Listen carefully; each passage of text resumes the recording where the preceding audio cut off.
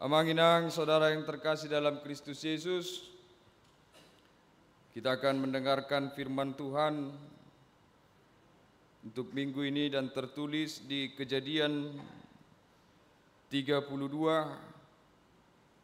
ayatnya yang ke-22 sampai 32. Saya akan bacakan bagi kita semua. Beginilah firman Tuhan. Pada malam itu Yakub bangun dan ia membawa kedua istrinya, kedua budaknya perempuan dan ke-11 anaknya, dan menyeberang di tempat penyeberangan sungai Yabok. Sesudah ia menyeberangkan mereka, ia menyeberangkan juga segala miliknya. Lalu tinggallah Yakub seorang diri. Dan seorang laki-laki bergulat dengan dia sampai fajar menyingsing. Ketika orang itu melihat bahwa ia tidak dapat mengalahkannya, ia memukul sendi pangkal paha Yakub, sehingga sendi pangkal paha itu terpelecok ketika ia bergulat dengan orang itu. Lalu kata orang itu, "Biarkanlah aku pergi, karena fajar telah menyingsing." Sahut Yakub, "Aku tidak akan membiarkan engkau pergi, jika engkau tidak memberkati aku." Bertanyalah orang itu kepadanya, "Siapakah namamu?" Sahutnya, "Yakub."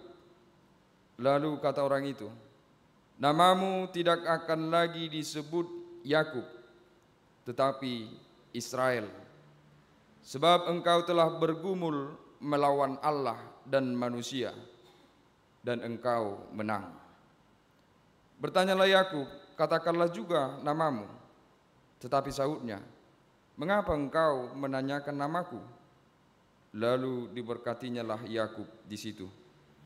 Yakub menamai tempat itu Peniel, sebab katanya, "Aku telah melihat Allah berhadapan muka, tetapi nyawaku tertolong." Lalu tampaklah kepadanya matahari terbit ketika ia telah melewati Peniel, dan Yakub pincang karena pangkal pahanya. Itulah sebabnya sampai sekarang orang Israel tidak memakan daging yang menutupi sendi pangkal paha, karena dia telah memukul sendi pangkal paha Yakub pada otot pangkal pahanya. Demikianlah firman Tuhan. Amanginang dan seluruh kita yang terkasih dalam Kristus Yesus, kisah Yakub ini termasuk kisah yang sangat dilema kita mengambil kesimpulannya. Karena apa? Karena kita tahu Yakub itu seorang penipu. Dia sangat berbakat dalam menipu, mengelabui. Banyak yang dia kelabui. Abangnya dia tipu, bapaknya dia tipu, saat tunas tusima tuana yo toto ibana. Itulah luar biasanya Yakub dengan sifatnya yang suka menipu. Tetapi ada hal yang aneh. Kenapa? Makanya saya katakan tadi agak dilema.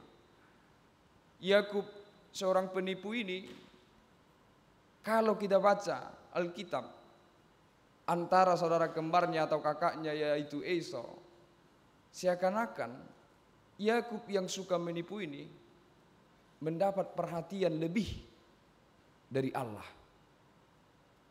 Dia seorang penipu dibandingkan Esau.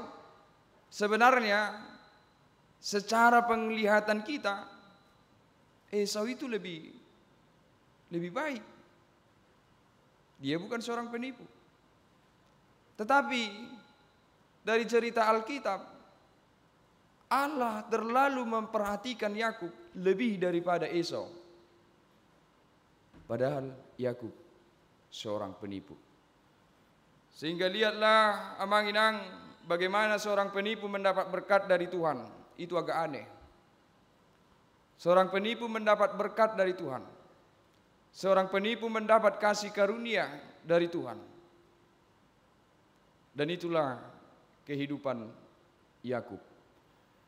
Saya teringat tentang penipu yang bisa membuat kita berada pada situasi seperti memandang Yakub ini.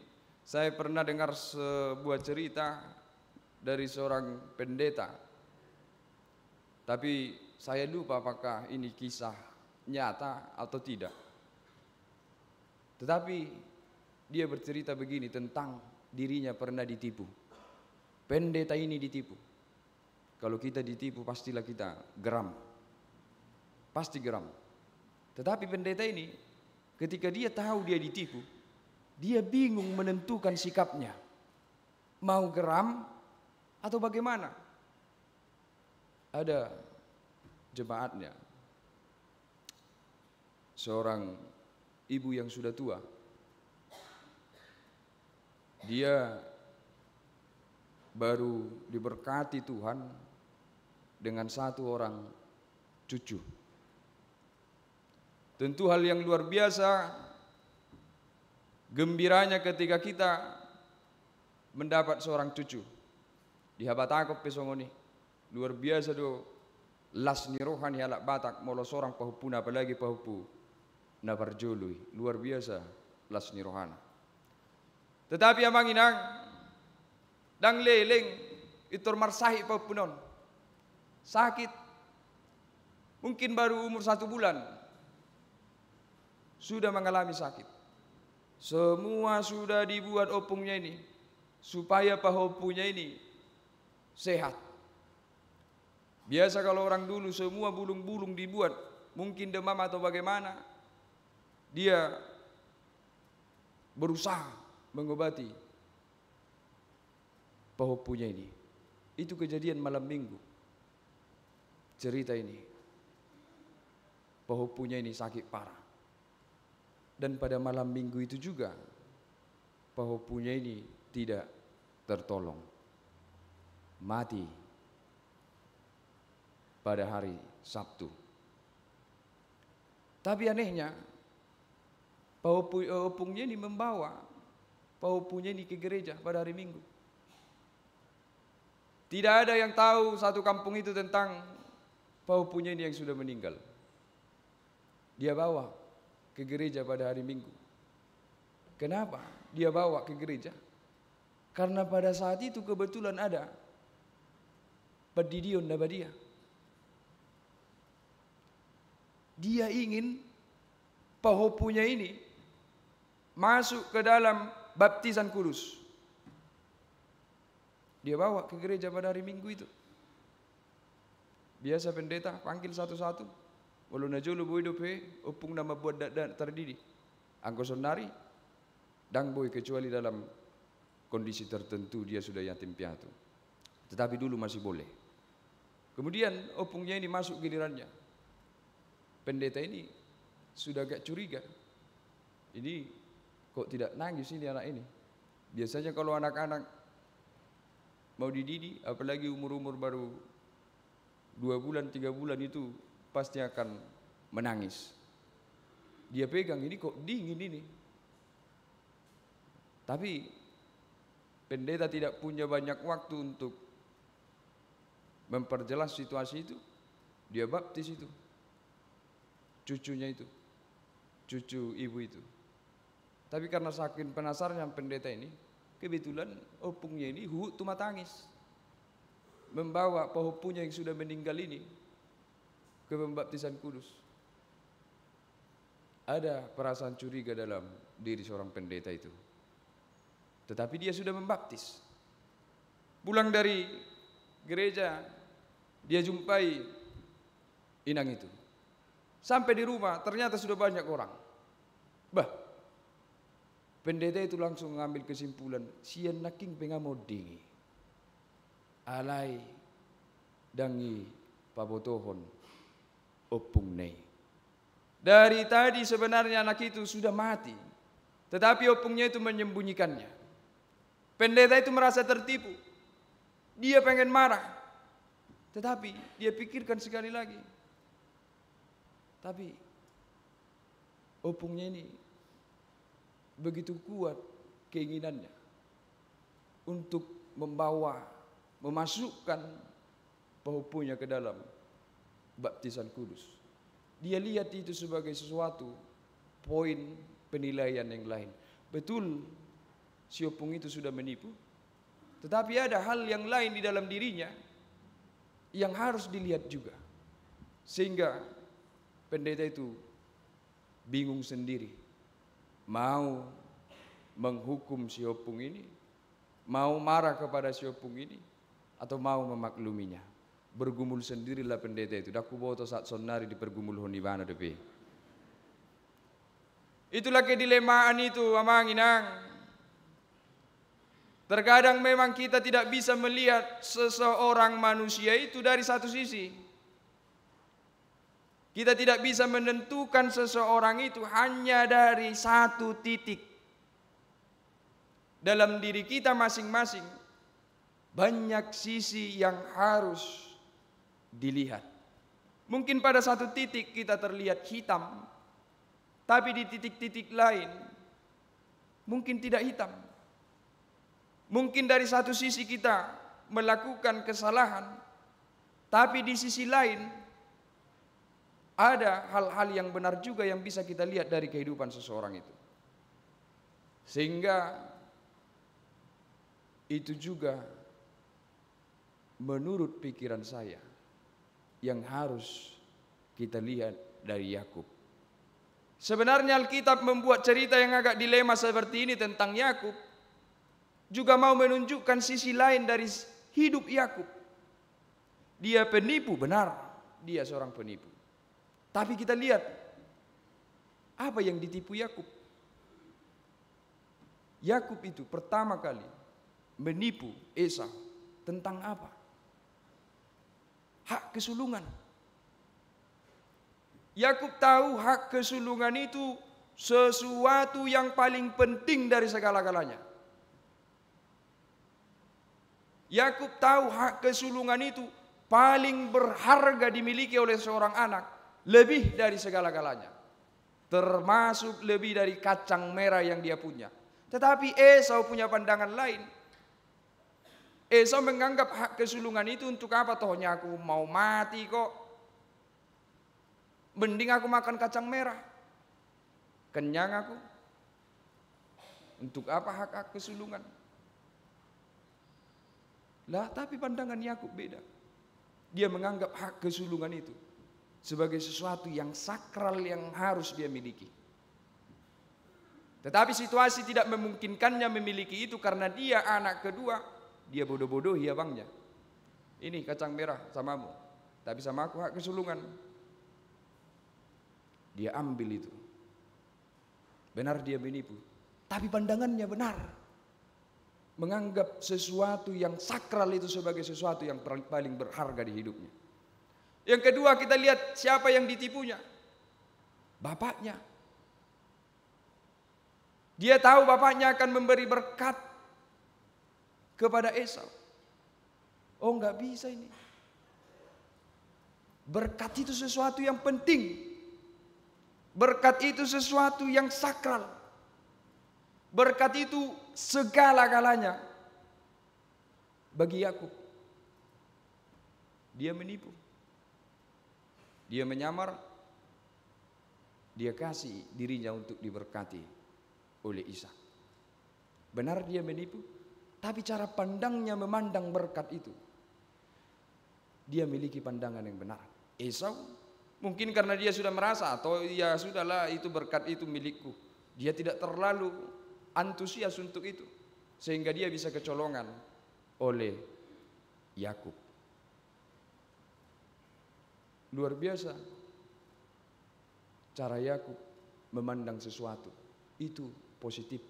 Dia tahu kesakralan itu, dia tahu berkat itu paling penting dari segala-galanya. Dan melalui kejadian 32 ini dia tunjukkan sekali lagi bahwa berkat itu adalah segala-galanya.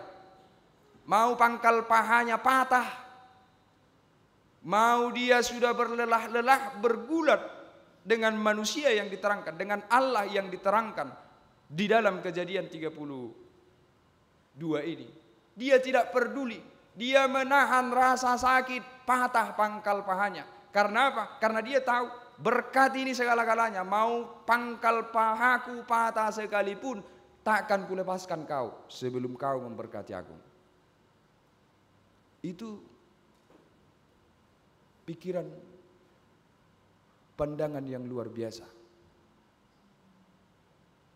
Dia tidak mau melepaskan Tuhan sebelum Tuhan memberkatinya.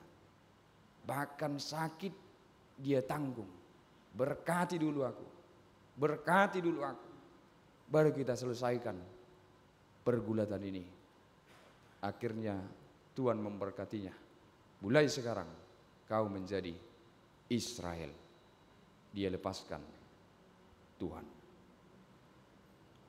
Itulah sisi lain dari kehidupan Yakub yang adalah seorang penipu, tetapi menaruh perhatian besar terhadap hal-hal yang sakral, hal-hal yang rohani. Apakah kitab ini mau membenarkan perilaku penipuan? Tentu tidak.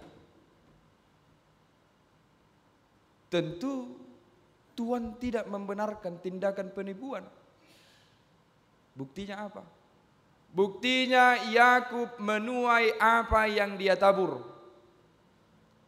Kalau Yakub melakukan banyak penipuan, akhirnya penipu handal itu pun ditipu oleh si matuanya, si Laban.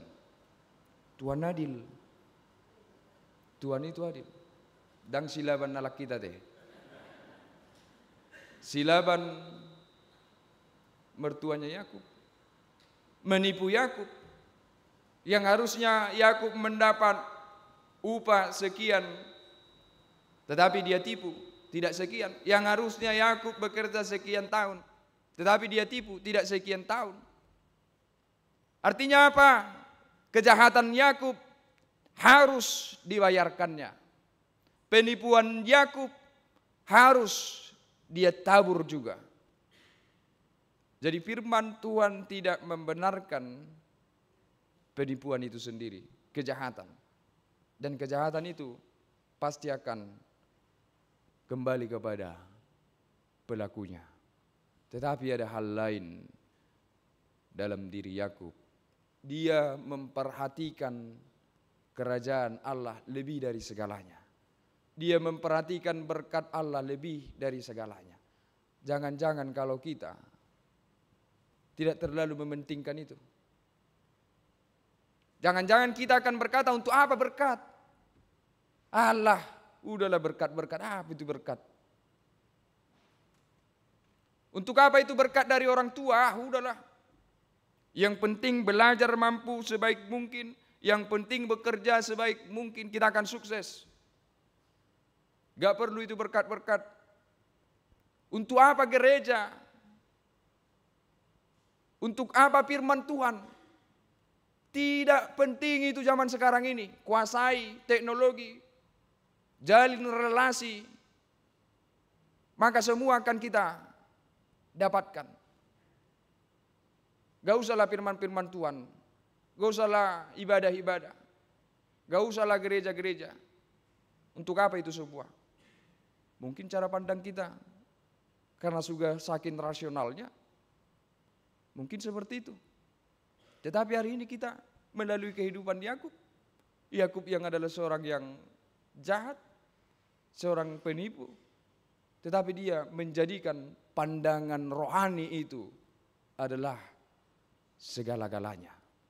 Saya rasa itu yang membuat Yakub diperhatikan lebih oleh Allah daripada Esau, karena dia menempatkan perhatian yang begitu besar pada hal-hal yang spiritual, pada hal-hal yang rohani, tidak kepada hal-hal yang duniawi. Sehingga lagu kita tadi berkata di lagu kedua itu, carilah dulu kerajaan Allah, baru semuanya akan ditambahkan kepadamu. Artinya memang seluruh firman Tuhan mau mengajak kita. Benar yang kehidupan kita di dunia ini penting, tetapi yang terpenting dari segala-galanya adalah kerajaan Allah. Benar apa keinginan-keinginan dan cita-cita kita di dunia ini sangat penting, tetapi ingatlah yang terpenting Allah itu sendiri. Jadikanlah Dia yang utama di kehidupan kita. Jangan seperti Esau yang menjual hal-hal yang sakral untuk kenikmatan lidah. Jangan seperti itu. Dan itu memang tantangan yang sangat besar bagi kita sekarang. Terkadang kita ini tidak mementingkan status kita sebagai pengikut Kristus, status kita sebagai orang Kristen, nilai-nilai yang sudah kita terima selama ini sebagai seseorang Kristen, sepertinya itu sudah tidak penting lagi. Sudah kita jual itu. Asallah FYP. Katanya seperti itu kan? Asal FYP, toe mak la suadong pe sihataridan ni Kristenon, asal ma FYP. Itu perlu kita gumuli. Perlu kita gumuli. Tantangan saat itu yang terbesar. Tidak ada lagi yang memperdulikan nilai-nilai kekristenan, etika kekristenan, moral kekristenan, halal yang spiritual. Asal dia terkenal, asal dia mendapatkan segala sesuatu yang dia inginkan. Tidak peduli itu. Nah, itu gambaran kehidupan yang menurut saya ditunjukkan oleh Esau. Tetapi mari kita menaruh perhatian lebih kepada hal-hal yang rohani dan spiritual. Saya agak senang hari ini karena saya lihat ini ada gerombolannya apa namanya? Kelompok, ada kelompok anak muda, ini mahasiswa ini pasti ya. Yang satu kelompok ini sampai ke belakang ini ada kira-kira ini 10 orang lebih ini menurut saya. Yang masih mau datang ke gereja, yang masih mementingkan persekutuan, jam 7.30 hari ini ibadah di sini dari mananya kalian? Ya? Dari Jatinangor baik kamu Jo. Dari Jatinangor datang untuk ibadah. Martoba Jo itu sudah sida.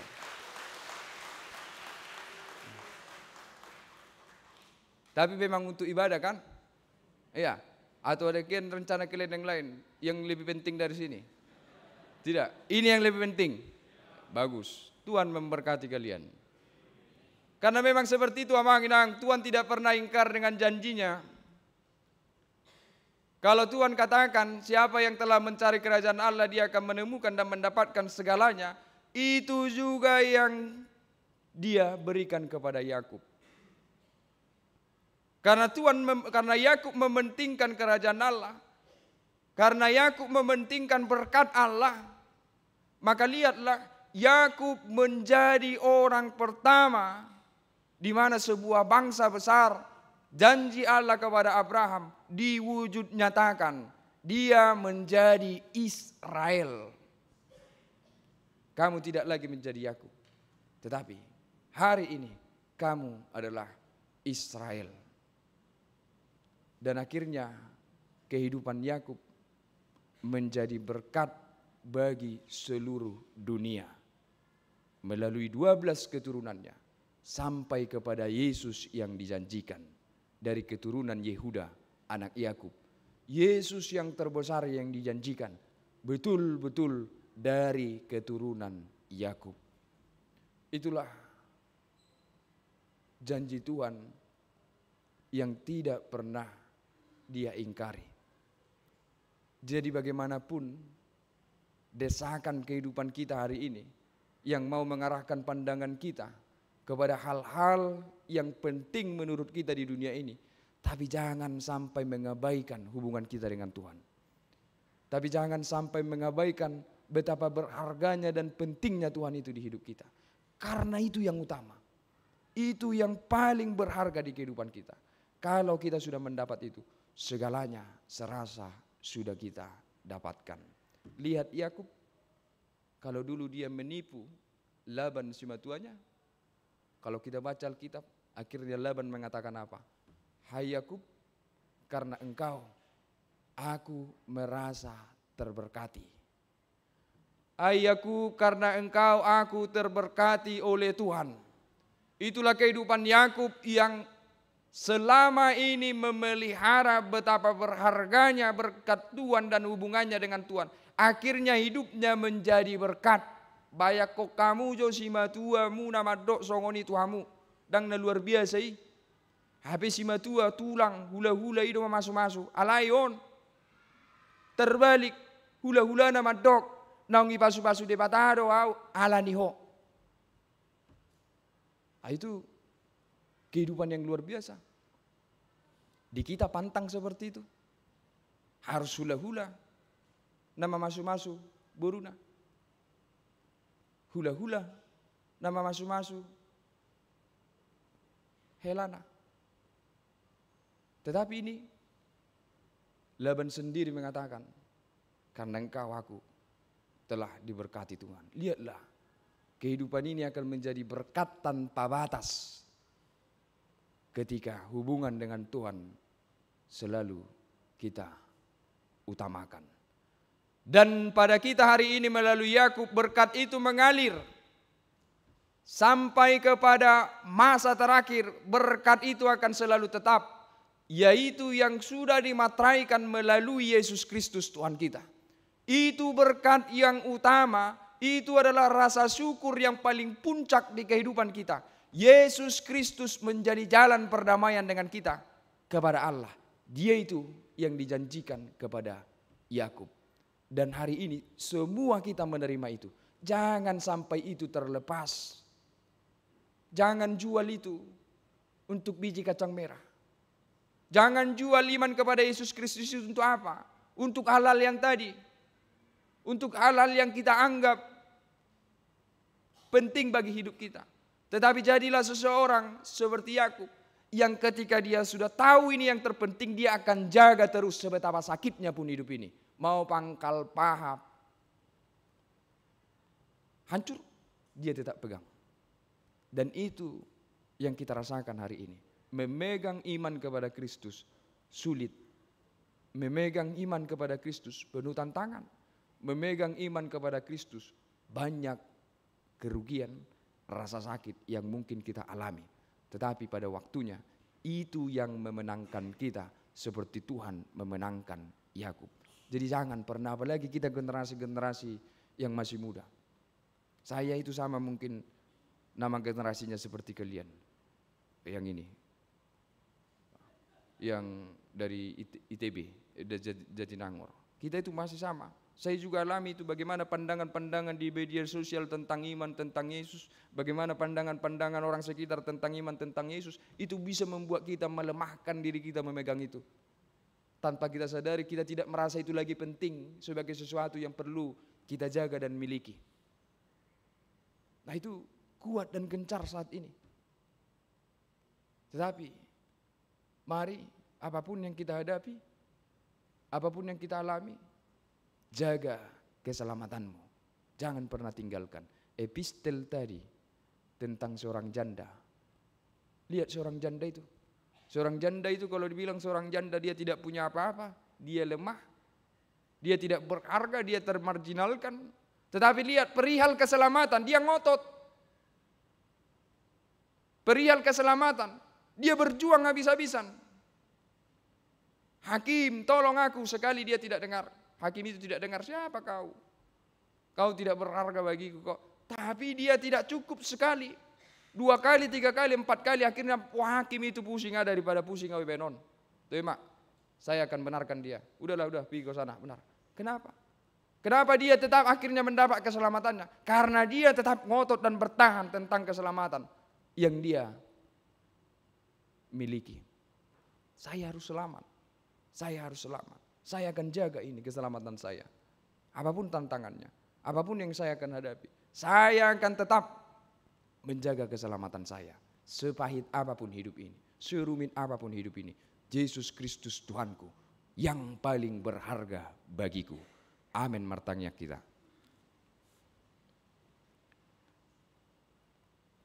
Mulia Tuhan di mata Jehovah, di persoalan nami sadarion, di jauhu kami Tuhan, memuji pasangapong kuar muna badiai. Mulia Tuhan, toktong di suat toko di rohanami, disungguli ho rohanami, asa hurik koti hami, dalam marpar saurat dohoto. Ale marpagi doa kami Tuhan. Unakolan di bagas joromon. Hu hari koti hami par saurat dohoto. Alai manoktong mai adong di rohanami. Di sude par dalanan di ngolunami. Manangah hape na huadopi hami. Manangah hape na naing manait rohanami. Pargugoy hami Tuhan. Asa toktong hapor sei hamiho marhiti anakmu Tuhan Yesus Kristus. Tuhan raga makan masa na pinoloasmu di bagasan ganup ngulu nami marsada-sada. Manang dia pe Tuhan akabaru kilon nami. Manang dia pe Tuhan akan huadopi hami. Sian sudut na poso. Sahat tu na tumua. Tuhan de mata Jehovah. Siroham dongani hami. Pasu-pasu hami. Songoko mamasu-masu na posom si Jakob. Tuhan debata Jehovah di bagas Tikiope. Hui ngotami saluhu takadongan nami. Na di bagasan parsahiton. Na di ganup bagas nasida manang na di rumah sakit. Manang hape sahit nasida. Hu hapor sehami hodo mual ni hamalumon. Atong Tuhan debata Jehovah. Rapa mi martangiang. Mangido hamalumo tuho. Tuaka dongan nami namar sahid.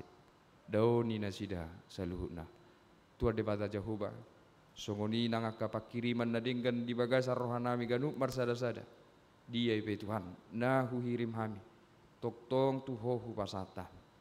Asahoma Tuhan na patuluso saluhunay. Alamoloho na patuluson. Naung dinggama saluhunay di ngulunami. Tua debata Jehovah gudang. Akahahurangan nami. Gudang akadosa nami. Marpamuati maroham di saluhut nei. Jalo matang yang nami. Di bagasan guar ni anakmu. Tuhan Yesus Kristus. Dohotor di perbadia. Amin. Amang inang, mari kita persiapkan persembahan. Kita bernyanyi.